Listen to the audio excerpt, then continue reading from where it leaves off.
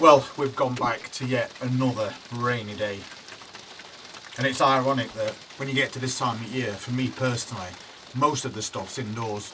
There's not much or anything, this year anyway, that's outside that could use a bit of a watering.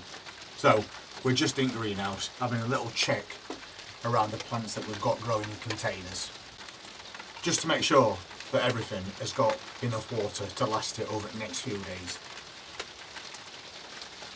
But the real reason that I just wanted to make this quick video while I'm doing this is to say thank you to everybody that's become part of this channel this year. We only started this channel in January of this year. We didn't really upload much in the way of videos until the end of February, but the response that we've received has been amazing. We're basically on this 10 month of this channel now, and we've got just over 2,400 subscribers. But apart from that, we've probably had one of the strangest years for weather for a long time. There've been so many ups and downs with excessive heat and then huge drops in temperature, bad winds and rains. So considering that this channel has got a lot of newbie gardeners on it as well as experienced gardeners, for your first year it's been a bit of a challenge for you. So if you did manage to achieve anything of an harvest as a new gardener this year, then well done you, because you've picked one of the hardest years to actually start this kind of an hobby, which means next year you can only do better.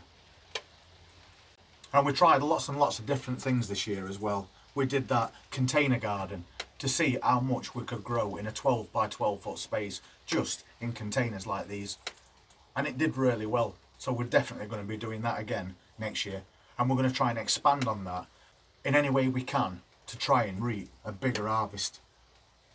We've got all the oak tunnels already set up now, which we made this year, so they're now set up for as long as we need them, and that's going to protect all those brassicas from those pigeons and that white cabbage butterfly. And I'm pretty sure that as we progress into the new season, there'll be more things that come to mind that we can try. And for an example, we've grown quite a few different types of vegetables this year, but there's lots and lots of vegetables out there. So there's loads that we haven't even tried. So next year we'll be trying some different ones as well and see how they work out for us. And maybe at the same time we'll drop a few that we did try this year that didn't really work out as good as we hoped. Things like the mini sweet corn plants, which we had high hopes for when we originally planted those, but the harvest from those wasn't really worth the time it took to grow them, and it's taken space up, and we like to utilise space as much as we can. But we did grow things like those miniature pumpkins, which I personally thought were amazing.